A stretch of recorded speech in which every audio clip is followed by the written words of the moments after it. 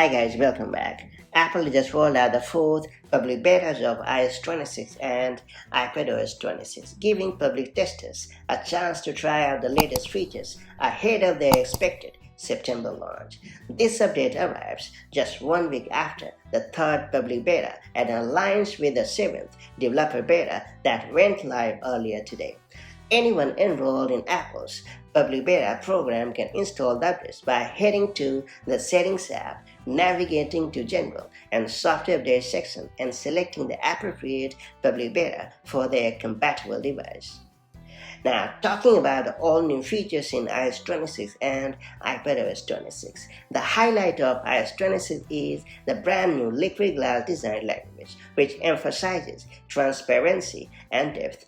Icons, navigation bars, and menus now reflect and refract light with subtle animations. Some areas feature sleek pop-up menus, shrinking tab bars, and more rounded visuals, giving the system a fluid and modern look.